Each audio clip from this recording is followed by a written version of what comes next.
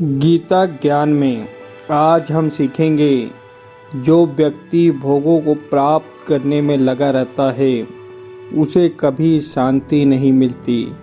जो पुरुष सभी कामनाओं को त्याग करता है, मोह ममता और अहंकार को छोड़कर इस संसार में रहता है, वही मोक्ष प्राप्त करता है।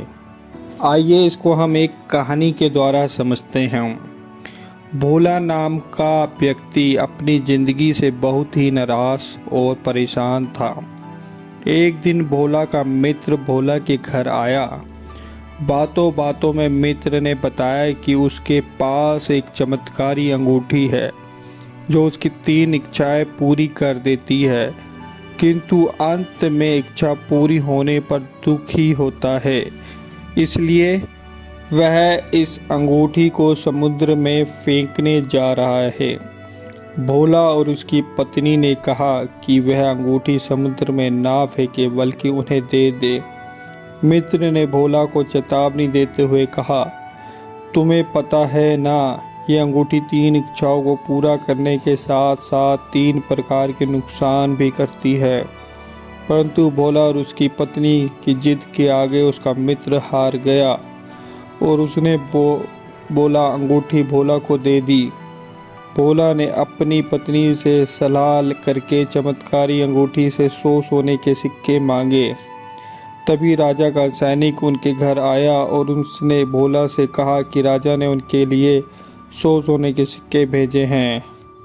उनका बड़ा बेटा जो राजा की सेना में था वह युद्ध में मारा गया।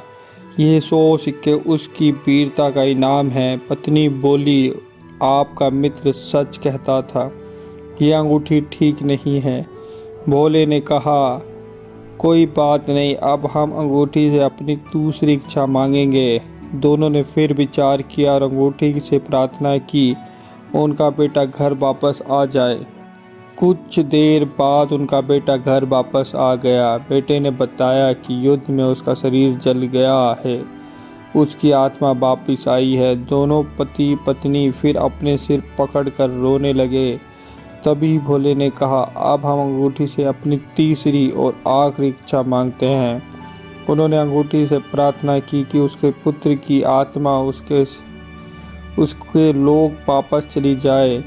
अंगूठी ने उनकी तीसरी इच्छा भी पूरी कर दी। अब वह जल्दी से मित्र के घर गया और अंगूठी को वापस कर दिया।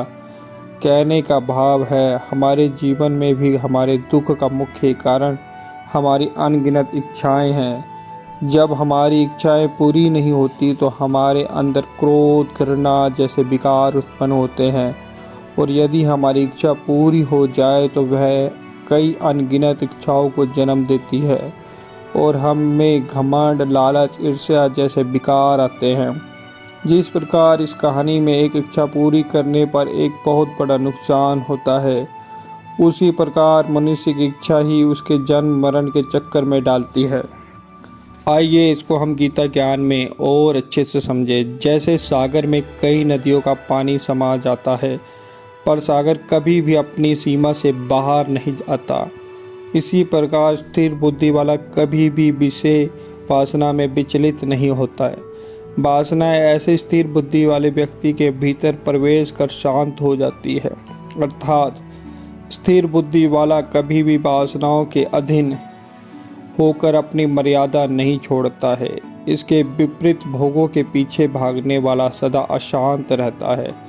उसकी इच्छाएं कभी शांत नहीं होती है। इंद्रियों को बस में कर अपने मन और बुद्धि को ईश्वर में लगाने वाला स्थिर बुद्धि वाला होता है और वह ईश्वर के परम धाम को प्राप्त करता है।